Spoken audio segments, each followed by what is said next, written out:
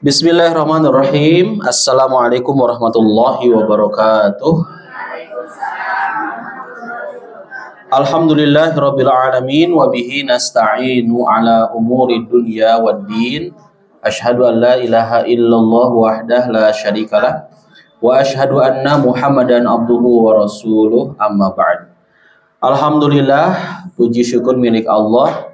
Salawat serta salam senantiasa terlimpah curahkan kepada utusan Allah, kekasih Allah, penutup para nabi dan rasul, Nabi Muhammad sallallahu alaihi wasallam, juga kepada keluarga, sahabat dan umatnya. Ibu-ibu jamaah rahimakumullah, bagaimana kabarnya hari ini? Sehat, alhamdulillah. Mudah-mudahan jamaah yang hadir di majelis ini Allah berikan selalu kesehatan, dan tentu bukan hanya yang hadir saja, bagi siapapun kaum muslimin di seluruh penjuru dunia dimanapun mereka berada, meskipun berbeda bahasa, beda warna kulit gitu ya. Mudah-mudahan selama itu satu akidah dengan kita, satu keyakinan dengan kita sesama muslim, maka wajib untuk kita mendoakan kebaikan kepadanya. Sebagaimana yang sudah disampaikan di WAG, tahu WAG Bu? WhatsApp group, WAG disingkat nantinya. Nah, sudah disampaikan oleh Ibu Ketu. Sekarang hari ini kita akan bahas Al-Hidayah jilid keempat. Al-Hidayah jilid keempat. Ini terakhir kali kita sudah bahas di rumahnya Ibu Umi. Ibu Umi teh ibuku. Ibu-ibuku berartinya. Makanya sebatana Umi. Umi teh nami atau nabi sanes? Nama. Oh, nama. Berarti Ibu Umi. Umi ibu. Baik, terakhir kita di rumahnya Ibu Umi bahasan mengenai ada dua macam duduk ya. Masih ingat Bu? Pertama ada duduk iftirash, kedua duduk tawarruk. Dua-duanya sudah kami sampaikan kepada ibu-ibu semua. Dan hari ini sekarang kita akan bahas bersama-sama bahasan mengenai tentang mikot ya, halaman 194. Betul Bu? Betul. Dan ini tidak ada yang kebetulan, qadarullah. Hari ini kita akan bahas tentang mikot sekaligus juga informasi ya. Insya Allah mohon doanya Bu. Saya akan berangkat umroh tanggal 26 Septembernya. Berarti satu pertemuan lagi masih ada ketemuan insya Allah. Pekan depan, Rabu depan tanggal berapa Bu? Nah, setelah Rabu itu Seninnya saya berangkat. Kalau pesawatnya terbangnya hari Selasa jam 00:40 ya. Berarti udah masuk ke hari Selasa tanggal 27. Tapi sejak tanggal 26 kita sudah meluncur ke Jakarta ya. Jakarta kemudian Jeddah. Jakarta tahu Bu? Jakarta. Jakarta. Dari Jakarta kemudian ke Jeddah langsung ke Makkah. Dan qadarullah hari ini kita akan bahas tentang bab mikot. Karena mikot ini kaitan dengan haji dan umrohnya. Qadarullah, mudah-mudahan nanti ibu-ibu yang hadir di sini bukan hanya belajar mengenai ini sekarang secara langsung, bukan tidak langsung. Secara langsung kita belajar manasik Bu. Ibu-ibu belajar manasik. Oh, gratis di rumahnya manasik nanya. Pami di travel makan kedah mayar heulanya. Mayar heula ongkos sesuai dengan ongkos umroh. Mungkin namanya kayak manasik. Entah 25 juta, entah 30 juta paketnya. Kemudian di dalamnya sudah include, sudah otomatis dengan manasik. Ta ibu-ibu mah dia manasikna gratis, umrohna mayar kayak masing-masing. Jadi memang perlu sekali ya, meskipun kita belum berangkat umroh, ibu belum berangkat haji, tapi sudah tahu ilmunya mengenai haji dan umroh, maka insya Allah biasanya Allah tuh kasih jalan kepada siapapun yang sudah ada ilmunya, fisiknya demikian gitu ya. Maka kalau kita kemudian bersungguh-sungguh, maka Allah akan memberikan hasil yang terbaik untuk kita. Insya Allah tekadkan dan bulatkan niatan kita, karena Allah itu memanggil orang yang Allah tidak memanggil orang yang mampu, tetapi Allah memampukan orang-orang yang terpanggil. Setuju ya Bu ya? Allah tidak memanggil orang yang mampu. Banyak nggak orang yang mampu tapi itu angkat? Oh ayah, siun, banyak ketakutan, ya dan sebagainya. Ustadz ini 9 hari atau 40 hari perusahaan saya ditinggal, apa jadinya nanti usaha saya? Banyak ketakutan. Banyak ketakutan dengan berbagai macam ketakutan. Maka ada satu quotes yang mengatakan kata-kata mutiara, Allah tidak memanggil orang yang mampu, tetapi Allah memampukan orang-orang yang terpanggil. Kalau sudah waktunya, kalau sudah terpanggil, maka oleh Allah dimampukan, ya, insya Allah Bu, yakin, optimisnya. Nah sekarang kita akan bicara mengenai miqat. Coba sebelum saya bahas, ada yang pernah dengar istilah miqat? Sudah Ustadz, eta nembe sina miqat. Miqat itu adalah menurut bahasa menurut bahasa adalah batasan atau batas, ya. Jadi miqat itu batasan. Secara lugoh, secara bahasa. Jadi kalau di sini ada jalan di Bandung ini batas kota, berarti miqat kota. Miqat itu batasan. Secara bahasa. Sedangkan menurut syara, menurut istilah miqat itu adalah ketentuan waktu atau tempat. Catat Bu ya. Jadi ada dua. Ada miqat yang berkaitan dengan waktu, ada juga miqat batas yang berkaitan dengan tempat. Untuk apa sih Ustadz? Untuk memulai ibadah haji atau umroh. Maka kalau dengar istilah miqat, ibu-ibu semua pasti sudah terbayang, oh itu mah kaitan dengan haji, kaitan dengan umroh. Ya Bu ya, saya ulang Bu ya. Jadi miqat adalah ketentuan waktu atau tempat untuk memulai ibadah haji atau umroh. Sepenting itukah kita dalam memulai haji dan umroh dengan mengetahui miqat? Oh iya Bu. Bagaimana ibadah haji umrohnya menjadi sah, diterima oleh Allah, kalau seseorang kemudian tidak mengetahui tentang manasik haji umroh? Salah satunya itu adalah tentang miqat. Ini penentuan sekali Bu kaitan dengan miqat. Hajinya diterima, umrohnya diterima atau tidak, kalau dia kemudian bermiqatnya dengan miqat yang sesuai dengan aturan Allah dan Rasulnya. Miqat itu ada dua macam. Ada berapa macam? Ada berapa dua? Macam, ya. Ada dua macam. Apa saja dua macam dari miqat itu? Yang pertama, miqat zamani. Miqat zamani. Pernah dengar istilah zaman? Zaman. Sekarang zaman. Pernah dengar istilah akhir?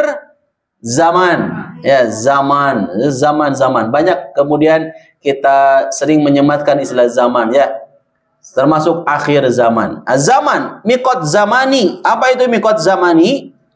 Yaitu ketentuan waktu untuk memulai ibadah haji atau umroh. Oh, kalau zamani ini kaitan dengan waktu.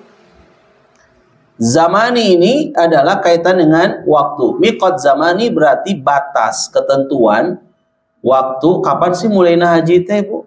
Kapan kita untuk memulai juga ibadah umroh? Maka mesti tahu mengenai aturan miqat zamani. Jadi miqat zamani itu adalah ketentuan waktu untuk memulai ibadah haji atau umroh. Jadi semua kita sepakat ya Bu ya. Istilahnya sebetulnya ya yang lebih tepat bukan naik haji ya. Ibadah haji, ya, ibadah haji. Maka kalau ibu-ibu yang sudah haji ataupun yang sedang menunggu haji, ya, ada yang sudah 11 tahun tapi belum berhaji, mudah-mudahan segera dimudahkan untuk segera melaksanakan ibadah haji. Itu ada kelompok bimbingan ibadah haji, disingkat apa? Kelompok bimbingan ibadah haji, disingkat naon Bu? KBIH. Itu istilahnya sudah sangat tepat ya. KBIH, kelompok bimbingan ibadah haji. Betul nggak KBIH artinya itu? Kelompok bimbingan ibadah haji. Nah, sebetulnya istilah yang tepat memang kalau lihat istilah ya, ibadah haji. Tapi umumnya orang kemudian mengenalnya dengan istilah naik haji. Ya, sebetulnya naik haji juga maksud dari ucapan tersebut adalah ibadah haji. Ya. Ibadah haji atau juga di sini ibadah umrah kaitan dengan waktu untuk miqat zamani. Hal ini berdasarkan firman Allah surat Al-Baqarah. Tos arapal Al-Baqarah, Bu? Atos apalnya? Atos satu minimal nami serat nawe Al-Baqarahnya. Al-Baqarah minimal mah atuh ngawitan ti ayat hiji dugi kalima sareng ayat nu terakhir etanya. Al-Baqarah ayat 187 kata Allah, A'udzubillahi minasyaitonir rajim. Al-hajju ashhurum ma'lumat. Waktu ibadah haji ialah bulan-bulan tertentu. Ibu melaksanakan ibadah haji itu pada waktu-waktu bulan-bulan tertentu. Yang dimaksud dengan bulan haji ialah bulan Syawal, Dzulqa'dah, dan Dzulhijjah. Sedangkan waktu untuk melaksanakan umroh adalah bebas di bulan mana saja. Ini jadi jawaban, Bu. Jadi jawaban dari setiap muslim, muslimah yang selalu bertanya, Ustadz, apa bedanya ibadah haji dan ibadah umroh? Itu kan ya, suka banyak yang bertanya ya. Bagi yang awam, haji umroh naon sih bedanya? Dari sisi kesamaan mah sama, pergi ke tanah suci, tanah haram ya. Kalau dari sisi kesamaan, tapi ada perbedaannya. Perbedaannya dari mikot zamani salah satunya. Perbedaan dari waktu. Ibu kalau melaksanakan ibadah haji tidak sebebas ibadah umroh. Kalau ibadah umroh kapan saja boleh ya.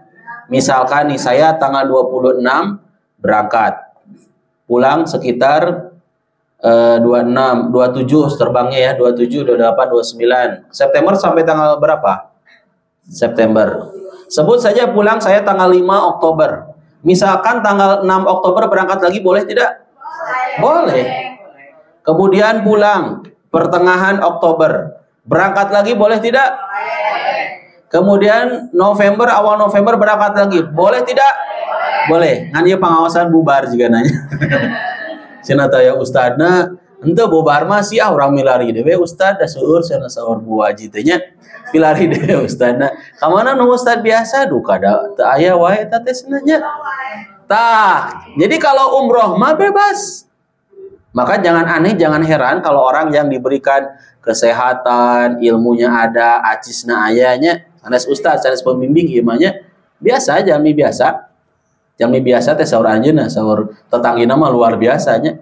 Itu umroh bisa jadi sebulan sekali, Bu. Umroh sebulan sekali, umroh sebulan sekali. Euceum nih asa sering-sering teuing, mun da saur ustaz cenah hari umroh mah bebas waktosna. Karena tidak ada ketentuan khusus seperti halnya haji. Kalau haji dilaksanakan ya harus di bulan haji, di waktu haji 8 sampai 13 Dzulhijjah. Ya, jangan kemudian haji abdi mah ustaz cenah alim ngantri haji teh alim padesek-desek, saya nggak mau berdesakan ibadah haji. Akhirnya bikin aturan tersendiri. Saya mau bulan di luar dari bulan haji. Ini nggak boleh. Ya. Tapi kalau umroh silahkan. Ya, kalau umroh silahkan.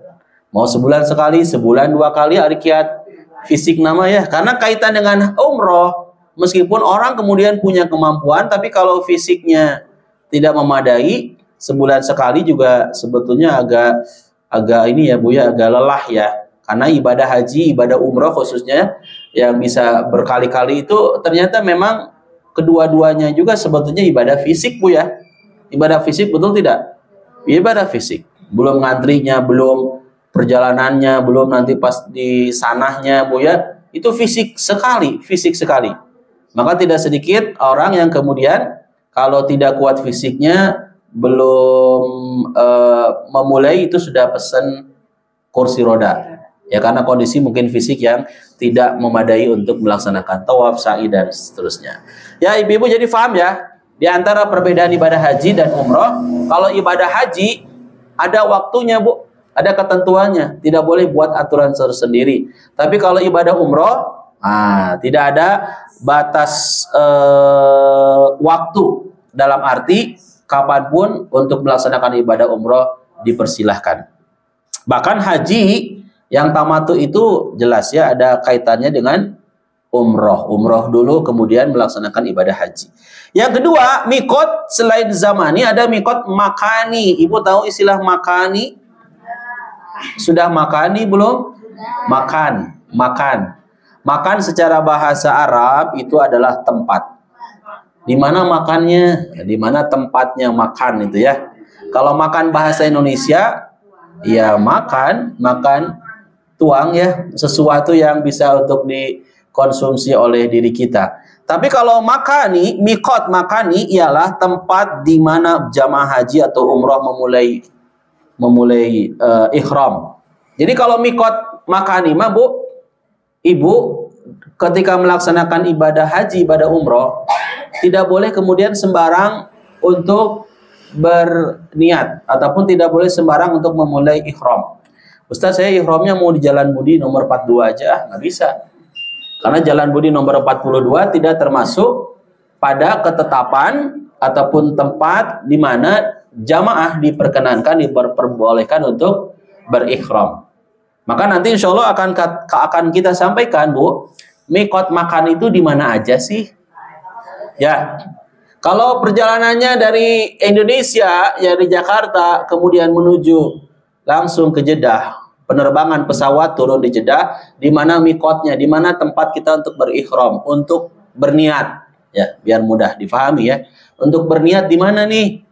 Kemudian kalau ada orang yang kemudian rute perjalanannya itu dari Jakarta ke Madinah, di mana kemudian dia bisa berihram, di mana dia kemudian bisa memulai niat untuk melaksanakan ibadah umroh, ya. Itu semua kaitan dengan mikot makani. Maka saya ulang, kalau mikot zamani tadi adalah apa, Bu? Batas waktu ya, batas waktu ya. Kalau mikot makani batas tempat. Pokoknya kalau zamani kaitan dengan waktu, zaman waktu. Kalau makani itu kaitan dengan tempat. Nanti kita akan jelaskan tempat-tempatnya, ini sudah disebutkan sama Rasulullah Shallallahu Alaihi Wasallam. Mengenai mikot makani telah ditentukan oleh Nabi sebagaimana hadis-hadis di bawah ini. Itu hadisnya cukup panjang ini. Ya, di mana saja bermikot. Misalkan hadis nomor 1 dari Abu Hurairah radhiyallahu anhu, ia berkata, sesungguhnya Nabi Shallallahu Alaihi Wasallam telah menentukan mikot untuk ahli Madinah. Di mana mikot untuk ahli Madinah, penduduk Madinah, atau yang kemudian kita orang Indonesia yang datang ke Madinah terlebih dahulu. Tadi yang saya sebutkan, Bu ya, rute perjalanan Ibu nih, grup kita semua ini ya, rutenya itu Jakarta Madinah. Bagi ahli Madinah atau yang kemudian datang ke Madinah, maka dia bermikot. Mikot apa? Makani. Mikot makani ya, kaitan dengan tempat ya. Mikot makaninya itu adalah di Dzul Hulaifah. Dzul Hulaifah itu adalah nama sebuah tempat di Madinah. Atau dikenal juga dengan sebutan Abyar Ali. Atau juga dikenal dengan sebutan Bir Ali. Ya. Sebetulnya istilahnya bukan bir tapi bi'r ya, sumur ya, sumur. Bir Ali atau Dzul Hulaifah yang sekarang sudah diberikan tanda dengan adanya masjid. Ya, adanya masjid lumayan cukup agak luas juga, Bu ya. Lantas di sana orang-orang ketika hendak melaksanakan ibadah umroh, tujuannya mau umroh dia, maka ketika dia berada di Madinah, dia mesti bermikot di Dzul Hulaifah. Ya, Dzul Hulaifah atau Bir Ali atau Abyar Ali. Bagaimana caranya, Ustadz? Setelah naik bis, karena perjalanan pakai bis, Bu ya, dari hotel masing-masing, dari hotel sebut saja kita akan melaksanakan umroh bersama-sama, Bu, di sini, Bu ya. Setelah kita beberapa hari di Madinah untuk melaksanakan ibadah, lantas kita akan check out dari hotel menuju ke Makkah. Nah, sebelum tiba di Makkah, kita mesti mengambil mikot makani terlebih dahulu. Batas tempat ya. Ibu naik bis ya. Ngong gitu suaranya, Bu. Ontunya. Suara bis bagaimana, Bu? Suanten bus kumaha? Ya gitulahnya. Teh suantenan cenah Ustaz dari mah listrik cenahnya. Naik kendaraan bis kurang lebih 20 sampai 25 menit ya, 20 menitan lah karena jaraknya cukup dekat. Begitu tiba di mikot Dzul Hulaifah atau Bir Ali, turun. Mau sholat ini dulu, sholat tahiyatul masjid dulu, boleh. Sekedar sholat tahiyatul masjid silakan. Bagi yang belum sholat wajib, laksanakan boleh di sana. Tapi biasanya rata-rata jamaah umroh itu sudah melaksanakan sholat zuhur, kemudian sholat asar di Masjid Nabawi. Jadi asarnya ditarik ke zuhur. Kenapa Ustaz asarnya ditarik ke zuhur? Karena kita sedang safar ya, musafir. Apalagi perjalanan Madinah ke Makkah itu memakan waktu kurang lebih 6 jam. Ya, 6 jam. 6 jam perjalanan kan cukup lumayan Bu ya, cukup sangat jauh sekali ya. Nah, ketika kita 20 menit perjalanan dari hotel ke Dzulhulaifah, kita turun mau sholat tahiyatul masjid silahkan. Ya, sholat wajibnya sudah, tapi sekedar sholat tahiyatul masjid silahkan. Setelah itu baru kita mengambil miqat di sana, berihram di sana, berniat di sana. Bagi yang umroh berarti labbaik Allahumma umroh. Kalau labbaik Allahumma labbaik mah eta talbiyah nanya. Saat acan eta sebelum talbiyah maka kita berniat dulu labbaik Allahumma umroh. Kebayang tuh Bu? Kebayang tidak? Teu kabayang. Dulu saya pertama kali juga umroh dengan Radiolita juga nggak kebayang itu nah Dzulhulaifah. Pas qadarullah umroh pertama saya waktu tahun 2000 sabaranya Bu hajanya. Eta teh 2000 duka 2008, duka 2010, duka 2008. Pokoknya Ustaz nate masih imut keneh gini kan. Ayeuna mah kan amit-amitnya bekah deh ayeuna. Nah, ketika kondisinya di Bir Ali, saya tidak terbayang itu Bir Ali. Qadarullah umroh pertama saya ngambil mikotnya itu pengalaman pertama adalah di Bir Ali. Tak terbayang Bir Ali seperti apa, jarak tempuh dan sebagainya. Begitu tiba di sana, ustadznya, pembimbingnya sudah mengingatkan kepada jamaah terkhusus adalah laki-laki, jangan sampai ada pakaian yang masih menempel, termasuk celana dalam tidak boleh. Ya, karena saya ingat saya dulu masih ada kemudian jamaah mungkin sama seperti saya ya yang masih awalan Bu, masih nggak ngolacengan lebet, masih pakai celana dalam yang laki-laki ya, pasti pakai celana dalam. Ketika ditanya Ustadz ini asa gimana ya perasaannya itu, bahasa Indonesianya apa, risih mungkin, risih atau gimana gitu ya. Ada nuju ibadah mau ngemut karar itu punya. Jadi jadi nggak boleh kemudian masih menggunakan meskipun itu celana dalam. Mungkin kalau kaos mah kelihatan Bu ya, kaos dalam kelihatan, orang masih pakai kaos dalam ya. Pas begitu pakai ihram, Bapak masih pakai kaos dalam, masih pakai dalaman kaos, itu harus dibuka. Tapi kalau pakai celana dalam, orang bisa tahu tidak? Hah? Tidak ya? Hanya mual atunya.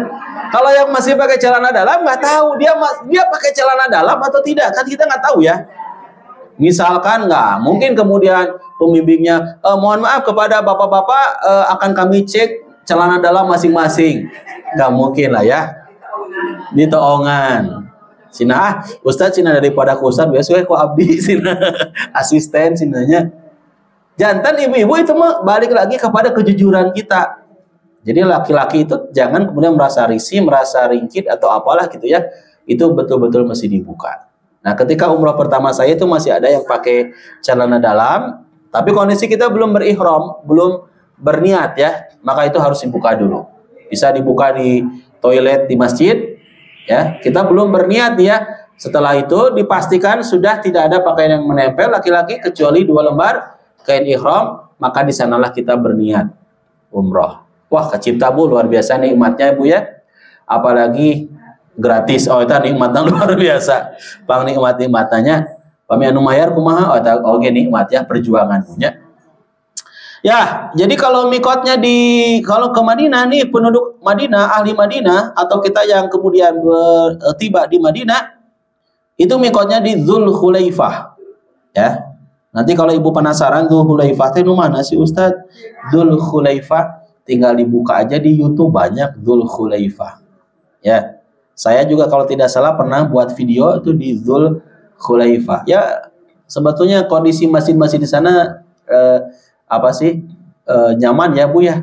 Jadi kondisinya bersih, nyaman, termasuk Dzulhulaifah itu termasuk kategori masjid yang menurut hemat saya ya nyaman Bu ya. Dzulkhulaifah. Untuk ahli Syam itu mikotnya di Juhfah.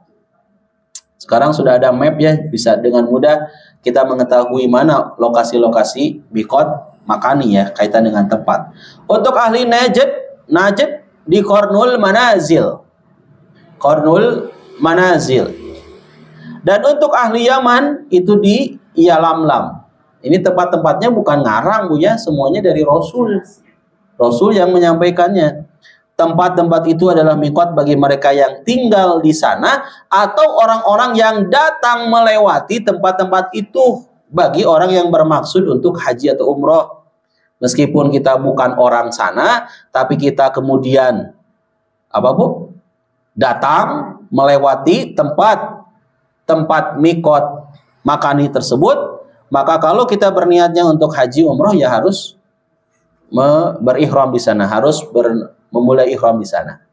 Tapi sina ustad eta supir teu geuningan supir bus. Da supir bus mah teu aya niatan haji umroh. Da aja nama mau kerja dia kan ya. Maka supir bus mah enggak pakai ihram. Rata-rata supir bus mah kalaupun mau dia mah kapanpun bisa ya. Maka pas posisi kemudian nyupirin kita itu dia rata-rata sepengalaman saya selama ngebimbing umroh nggak ada yang kemudian supir bus juga ikut ihram, nggak. Jadi mereka pakai pakaian biasa, kemudian ya karena sekedar kerja aja gitu, mereka lewat seperti biasa. Mungkin waktu-waktu tertentu ya kalau mereka mau tinggal izin ke dunungannya ya, ke majikannya untuk haji umroh, saya kira sangat mudah sekali bagi seorang supir yang kerja di sana. Sedangkan bagi orang yang berada di luar batas itu, maka dari mana saja ia berada, termasuk orang-orang penduduk Mekah adalah dari Mekah. Jadi penduduk Mekah, maka dia ya dari Mekah untuk memulai dari mikot makaninya ya. Yang kedua, hadisnya dari Ibnu Abbas radhiyallahu anhu, ia berkata, Rasulullah Shallallahu alaihi wasallam telah menentukan mikot, yaitu untuk ahli Madinah Dzulkhulaifah, untuk ahli Syam Juhfah, untuk ahli Yaman Yalamlam, dan untuk ahli Najd Qarnul Manazil. Ia berkata, tempat-tempat itu adalah mikot bagi penduduk di sana dan bagi orang yang lewat tempat-tempat itu, untuk selain penduduk di tempat-tempat itu, yaitu bagi yang bermaksud haji dan umroh. Maka barang siapa yang tempatnya di belakang mikot-mikot itu, maka ihramnya dari mana saja ia berada. Demikian juga penduduk Makkah berihram dari tempat mereka berada atau tinggal. Cipta punya raos anu orang di nyamanya, anu orang Mekah, yang orang Mekah itu enak banget ya. Jangankan Mekah lah ya, agak jauh dikit lah Jeddah, agak jauh dikit mungkin ibu kota Arab Saudi itu namanya Riyadh. Mereka juga bisa dengan leluasa kapan saja untuk melaksanakan umroh, ya.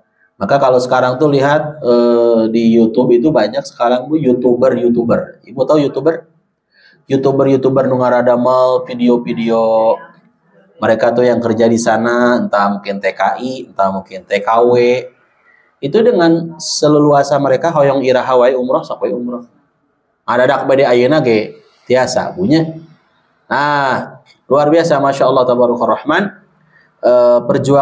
perjuangan mereka, dan tentu perjuangan kita pun Allah Subhanahu Wa Taala catat bagi kita yang kemudian Ustaz eta kumahanya anu biasa tadi itu yang kemudian tinggal di sana ya punya nilai juga Bu ya, punya pahala juga, ganjaran juga, termasuk kita juga punya ganjaran, punya pahala juga, apalagi kita berlelah, bersusah-susah payah datang ke sana. Rasul menyampaikan kepada kita semua Bu, la tusyaddur rihal. Jangan kalian bersusah payah melakukan perjalanan illa thalathati masajid, kecuali ketiga masjid. Masjid apa yang kita boleh bersusah payah? Lelah, capek, letih.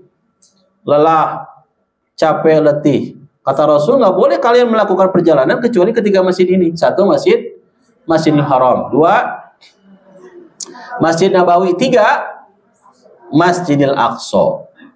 Maka wajar kemudian pahala, ganjaran, balasan bagi orang yang haji umrohnya mabrur, apa Bu?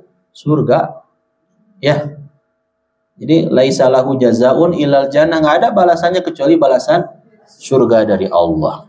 Hadis yang ketiga, Ibu-ibu juga yang nonton ya. Ini saya rekam Bu, biar yang tidak hadir, ada yang tidak hadir? Yang tidak hadir nanti saya share videonya ya, bisa nonton di UDE channel Dede Nugraha. Instagramnya @Dede Nugraha. Ibu-ibu gaduh Instagram? Naon sinang Ustaz Instagram lah tengah lalarti we, ibu mah WA lah nya. Tak kayak di WA-keun lah. Ibu kantun kliknya. Yang ketiga, sedikit lagi Bu, nanti kita buka tanya jawab. Dari Ibnu Umar radhiyallahu anhu, ia berkata, ketika merdeka dua kota ini, Kufah dan Basrah, mereka mendatangi Umar. Mereka berkata, wahai Amirul Mukminin, sesungguhnya Rasulullah Shallallahu Alaihi Wasallam telah menentukan batas miqat untuk ahli Najd, Qarnul Manazil, dan itu jauh dari perjalanan kita. Jika bermaksud ke Qarnul Manazil, tentu berat bagi kami. Umar berkata, perhatikan saja garis lurus arah Qarnul Manazil dari jalan kamu. Kemudian Umar menetapkan Dzatu Irkin, miqat bagi mereka. Ada tambahan nih. Tapi teuingnya terlalu jauh ke Qarnul Manazil. Lantas Umar berkata, perhatikan saja garis lurus arah Qarnul Manazil dari jalan kamu. Kemudian Umar menetapkan Dzatu Irkin, miqat sebagai miqat bagi mereka. Ya ibu-ibu, keterangan dari hadis yang sudah disampaikan, yang sudah kita sama-sama baca bersama. Jadi intinya adalah, kesimpulannya adalah, pertama, miqat ialah tempat di mana para jamaah haji atau umrah memulai berihram. Nabi telah menentukan miqat untuk memulai berihram. Ikuti ini aturan panduannya. Ya. Jadi kalau berhaji, berumrah, ikuti aturannya. Ketika ibu kemudian mendaftarkan diri haji, umrah, maka wajib untuk ibu mengetahui miqat ini. Ya, insya Allah disampaikan oleh pembimbingnya ya dalam manasik ibadah haji umrah. Pertama Bu, miqat tempatnya itu adalah Dzulhulaifah, atau suka disebut Abyar Ali, dalam kurung Bir Ali. Berapa jarak Bir Ali ke Makkah? Juga sebaliknya, ini kurang lebih 420 km dari Makkah. 420 km. Ya, kurang lebih lah jarak tersebut memakan waktu kurang lebih 6 jam. 6 jam itu udah termasuk istirahat. Untuk penduduk Madinah atau yang melewatinya ya. Miqat yang pertama Dzulhulaifah. Miqat yang kedua adalah Juhfah, dekat dengan Rabigh untuk ahli Syam, Mesir, atau yang searah dengannya. Jaraknya kira-kira 187 km dari Makkah. Yang ketiga, Qarnul Manazil atau suka disebut As-Sa'ilul Kabir. As-Sa'il Kabir, Al-Kabir, untuk ahli Najd atau Kuwait atau yang searah dengannya, kira-kira 78 km dari Mekah. Ada juga miqat Yalamlam untuk ahli Yaman atau yang searah dengannya, kurang lebih 120 km dari Mekah. Yang berikutnya Dzatu Irkin. Dzatu Irkin adalah miqat untuk ahli Irak, kurang lebih 100 km. Yang terakhir untuk penduduk Mekah dan sekitarnya yang berada di dalam kawasan miqat, maka miqatnya dari tempat mereka tinggal, termasuk penduduk Mekah. Mereka berihram dari Makkah. Ketentuan tersebut berlaku bagi mereka yang mau haji atau umroh, baik lewat darat, laut, atau udara. Paham Bu? Sok sakitu heula bili aya nu diteruskeun. Jadi intinya miqat ini penting untuk kita ketahui Bu ya. Jadi miqat itu apa Bu? Batas atau batasan ya. Ada yang kaitan dengan waktu, miqat itu ada yang berkaitan dengan tempat. Nah, yang tadi dijelaskan itu adalah kaitan dengan tempat di mana wae. Jadi punten Buya, nggak bisa kemudian sesuai keinginan kita. Saya emang mikotnya mau di Bandara Internasional Soekarno-Hatta we sina Ustad meteriwe tetiasa. Ya, jadi di tempat-tempat yang memang sudah ditentukan oleh Rasulullah Shallallahu Alaihi Wasallam. Sementara itu, yang mau bertanya, kita buka sesi pertanyaan sebelum kita melanjutkan pada bahasan-bahasan berikutnya.